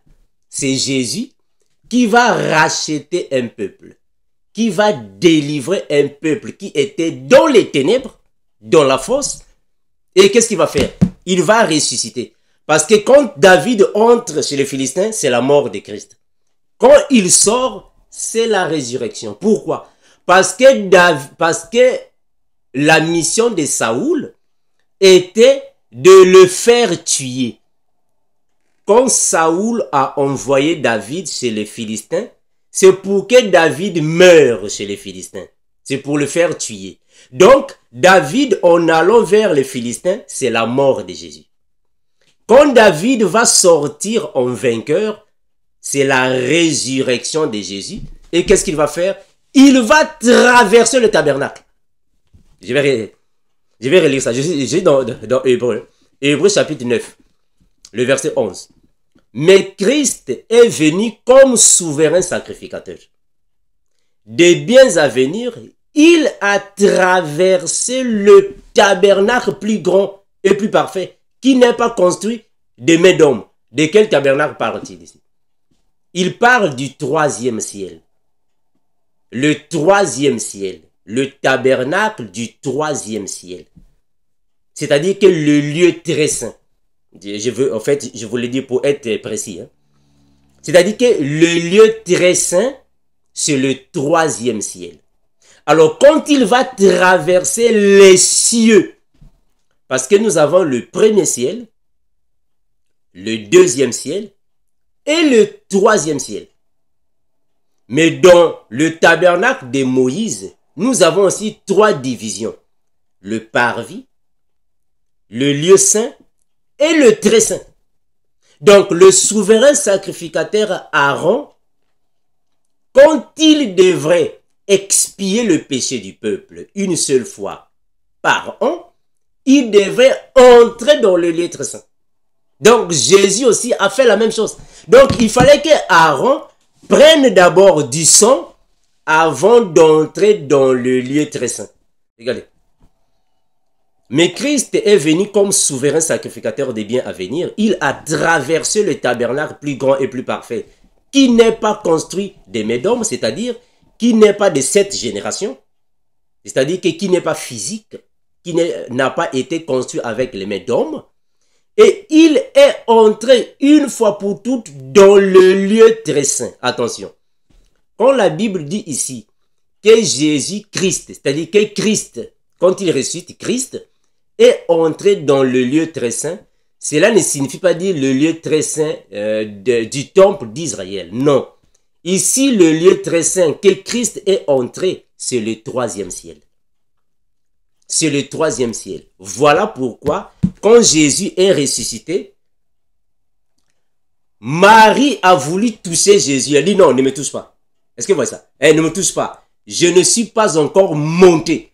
Voilà, parce qu'il devrait entrer dans le lieu très saint. Il devrait monter. Puisqu'il est souverain sacrificateur, alors une femme ne peut... Ça aussi, c'est un enseignement, je viens d'en parler. Je ne vais pas mélanger les choses, mes frères. Je ne vais pas mettre beaucoup de détails. Ça aussi, c'est tout un enseignement, je viens d'en parler un jour. Si le Seigneur nous donnait alors cette occasion. Alors, regardez. Et il est entré une fois pour toutes dans le lieu très saint, non avec le sang des boucs, ayant obtenu une rédemption éternelle, mais il le fait avec son propre sang. Avec son propre sang, à l'image du souverain sacrificateur, à l'image de David. Donc, tout ce qui s'est passé dans l'ancienne alliance n'est rien d'autre que les images, les figures, afin de comprendre. Parce qu'il faut comprendre que le souverain sacrificateur physique, Aaron, quand il entrait dans le lieu très saint, c'est avec le sang des animaux dans le but d'expier le péché du peuple. Mais avec Jésus, c'est différent. Avec Christ, c'est avec son propre sang. L'objectif de Christ, c'est quoi? C'est pour l'expiation du péché de Jean 1,12 à tous ceux qui l'ont reçu. C'est pour accomplir le service du souverain sacrificateur. Je vais continuer. Et il est entré une fois pour toutes dans le lieu très saint, non avec le sang de bouc et de veau comme faisait Aaron, mais avec son propre sang, ayant obtenu une rédemption éternelle. Le verset 13. Car si le sang des taureaux et des boucs et la cendre d'une vache répandue sur ceux qui sont souillés sanctifie et procure la pureté de la chair, combien plus le sang de Christ, qui par un esprit éternel s'est offert lui-même sans tache à Dieu, purifiera-t-il votre conscience des œuvres mortes? Est-ce que vous voyez ça? Ça purifie la conscience des œuvres mortes. Donc c'est une chose spirituelle. Donc il ne faut pas voir que Jésus est entré dans le lieu très saint réellement avec du sang physique. Hein, mes frères, attention. Ce n'est pas avec du sang physique, il va commencer à porter le sang. Non, non. Il ne faut pas voir ça comme ça. C'est une chose spirituelle. Il ne faut pas voir ça comme ça. C'est une chose spirituelle. Le frère a bien dit. Combien plus le sang de Christ, qui par un esprit spirituel s'est offert lui-même sans tâche à Dieu, purifiera-t-il votre conscience, ce sont des choses spirituelles, ce n'est pas physique, des œuvres mortes, afin que vous serviez le Dieu vivant. Je prends Éphésiens chapitre 4. Regardez. Éphésiens chapitre 4, le verset 9. 4, le verset 9 à 10. La Bible va dire ainsi. Or, que signifie il est monté, sinon qu'il est aussi descendu dans les régions inférieures de la terre. C'est David. Mes frères, c'est David. Je vais répéter ça. Or, que signifie il est monté, sinon qu'il est aussi descendu dans les régions inférieures de la terre, c'est-à-dire dans la fosse, c'est-à-dire dans le désert, là où il n'y a pas d'eau. Je vais d'abord aller chez David et je vais revenir à Christ. C'est-à-dire que quand la Bible dit « il est monté », c'est Jésus, c'est-à-dire c'est Christ. Quand Christ va monter, c'est lui qui monte. Mais il est aussi descendu dans les régions inférieures de la terre. C'est-à-dire que quand Christ meurt, il est descendu dans les profondeurs. J'espère que j'avais déjà expliqué ça, le séjour des morts, les enfers. J'avais déjà expliqué ça dans une vidéo. Il est descendu pour aller libérer les captifs. C'est David. David, quand il monte, en d'autres termes, la montée de David, c'est aller dans le palais royal. Ça, c'est la montée. Quand David monte, c'est-à-dire quand il va dans le palais royal, il va descendre dans les régions inférieures. En d'autres termes, il va chez les Philistins. Parce que chez les Philistins, il n'y a pas la lumière là-bas. Il y a des ténèbres. Parce que ce sont des païens. C'est une fosse, c'est un désert. Donc, il va là-bas afin de libérer les captifs. En d'autres termes, les païens. Quand Jésus est dans Israël, là je prends Israël à leur époque. Quand Jésus est dans Israël, vous allez constater que quand il est hors de la Samarie, il est dans la lumière. Mais quand il va dans la Samarie, en d'autres termes, il va dans les ténèbres. Donc, il doit éclairer là-bas. Ce sont des termes bibliques, mes frères. Il ne faut pas prendre ça, en fait, à la lettre. Donc, il va donner la lumière. Parce que là-bas, ce sont les ténèbres.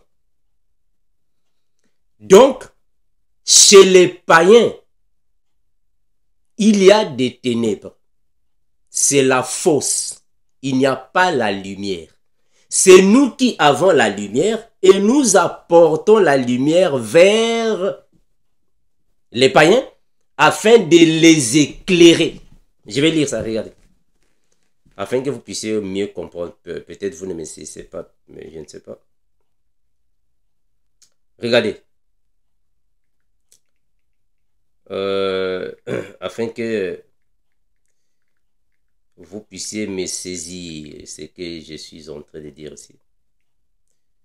À la lumière des Écritures. Je vais chercher un passage ici. Regardez ce que la Bible dit, hein, mes frères. Je suis dans Colossiens chapitre 1er, le verset 12 et 13. Hein. Colossiens 1er, le verset 12, 13, 14. Rendez grâce au Père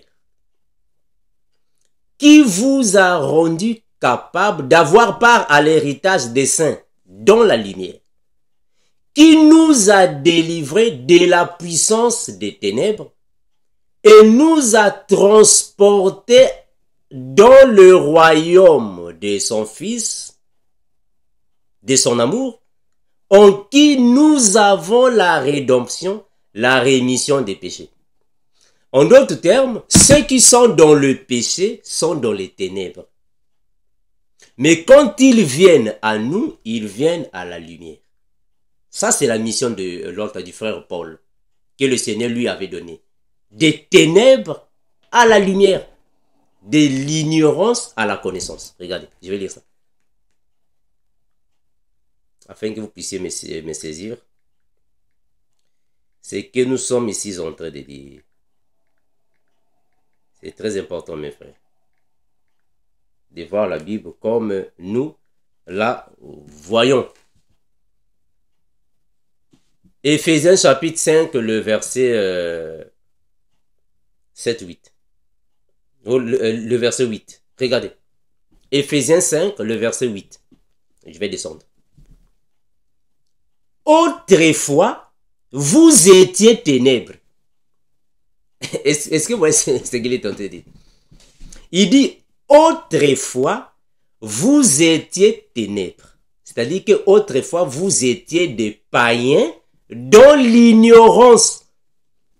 Parce que les ténèbres ici ne signifient pas réellement que les ténèbres, on ne voit plus. Non.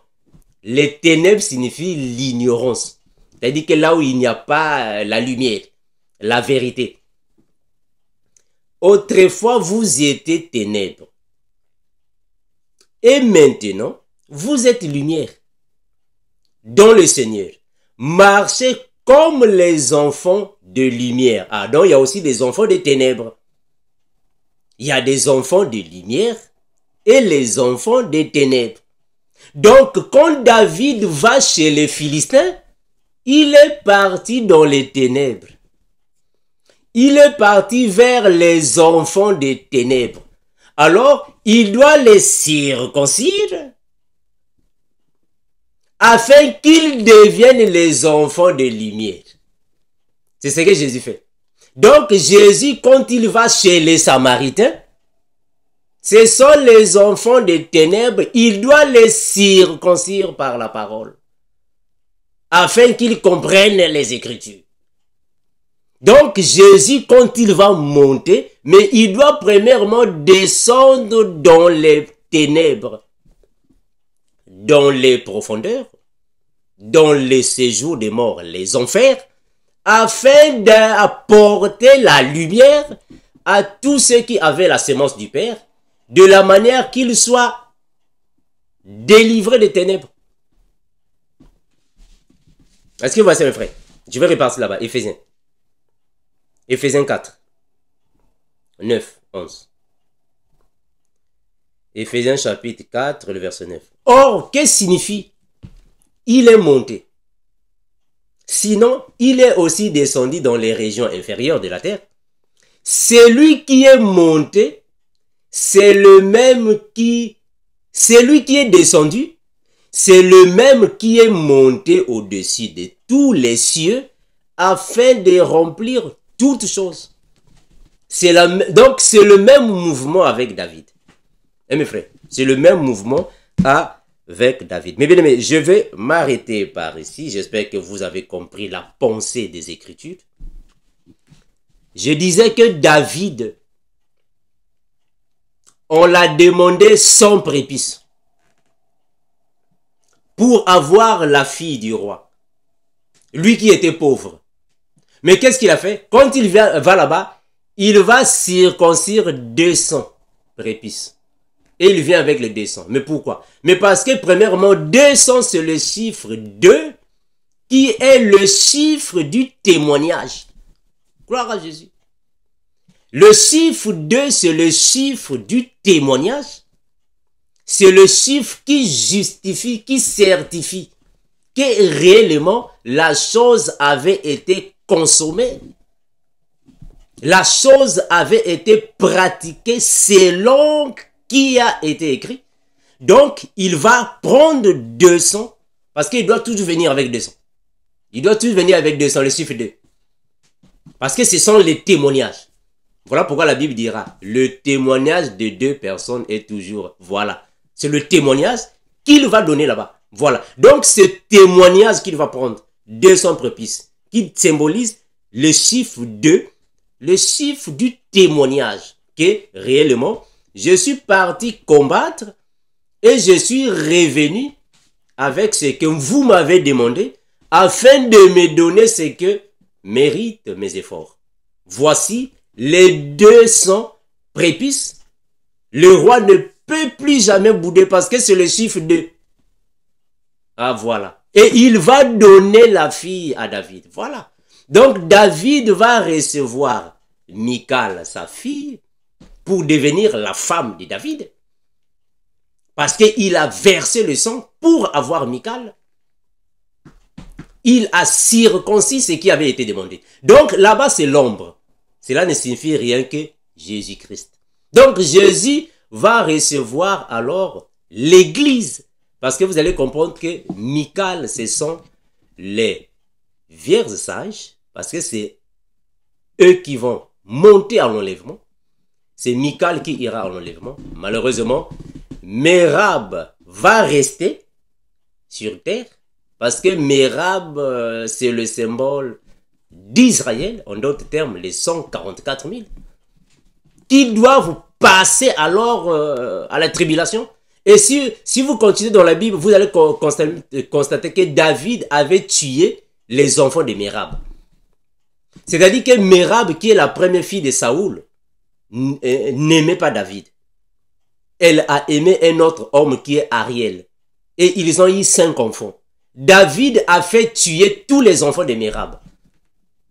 Je sais que vous voyez ce passage-là. Bon, je vais rapidement sur ça. David va les tuer. Toutes ces choses-là ont des explications dans, en fait, concernant les Écritures. Il y a des explications en ça. Je vais chercher ça, mes frères, rapidement pour vous donner ça. David avait fait tuer tous les enfants de Mérab avec Ariel. Voilà. Je vais chercher ça, mes frères. Je vais chercher ça, mes frères. Donnez-moi juste un peu de temps. Je vais chercher ça afin que vous puissiez comprendre ce que je suis en train de dire ici. Voilà, voilà. Là, je suis dans 2 Samuel chapitre 21. Voilà le verset 8. 2 Samuel 21, 8. Ok. Je vais prendre ça en français. Ici, je suis en anglais. 2 Samuel 21. Regardez 2 Samuel 21, là où David a fait tuer les enfants de Mérab, la première fille de Saoul. 2 Samuel 21. Afin que vous puissiez mieux saisir ce que je suis en train de dire ici. 2 Samuel chapitre 21, le verset 8. Regardez. Alors, la Bible va dire ainsi. 7, 8, ok. Le roi épargna Méphibosheth, fils de Jonathan, fils de Saoul, à cause du serment qu'avait fait entre eux devant l'Éternel David et Jonathan, fils de Saoul. Mais le roi prit les 2 fils de Ritpa, fils d'Aja, avait enfanté à Saoul, Harmonie et Méphibosheth, Et les 5 fils de Mérab, voilà, c'est ici que je parle. Et les 5 fils de Mérab, fille de Saoul, avaient affronté à Adriel, l'homme que Mérab avait accepté à la place de David, fils de Bethselaï, et il les livra. Il les livra entre les mains des Gabaonites, qui les pendirent sur la montagne devant l'Éternel. Tous les 7 périrent ensemble. Ils furent mis à mort dans les premiers jours de la moisson au commencement de la moisson des orges. Donc David avait fait tuer les enfants de Mérab, la première fille de Saoul, parce que David devrait se venger. Ça aussi, ce sont des révélations que nous pouvons expliquer à la lumière des Écritures. Mais bien aimé, que le Seigneur vous bénisse, vous fortifie, vous console, vous perfectionne encore et toujours. Appelez-nous afin que nous puissions encore revenir. Peut-être vous pouvez mal nous saisir, parce qu'il y a beaucoup de frères et sœurs parfois qui ne nous saisissent pas bien. Après reviennent, frère Armando, mais je n'ai pas compris. Nous sommes ici pour alors expliquer la profondeur des Écritures et que le Seigneur vous garde, vous console. Comme nous disons, et nous continuerons de vous dire les mêmes choses. Maranatha, l'incomparable grand Seigneur, qui a créé le ciel, la terre, la mer, tout ce qui s'y trouve, revient bientôt pour prendre Michal, parce que Mérab va rester. C'est Michal qui va monter. Ciao. Ça, c'est notre nouvelle chaîne YouTube, Les Disciples Éveillés TV. Donc ici, mes frères, nous allons continuer d'enseigner le message du renouvellement de la compréhension des Écritures, le ministère de l'Esprit du temps de la grâce. Donc c'est ici, mes frères, les disciples éveillés de Christ TV, que le frère Armando va alors continuer de poster les vidéos. Voilà, donc mes bien-aimés, je vous invite, vous tous qui êtes amoureux de l'évangile de Christ, vous qui êtes assoiffés de la bonne nouvelle, afin que vous puissiez alors vous abonner à votre également nouvelle chaîne, afin de suivre les enseignements que nous dispensons.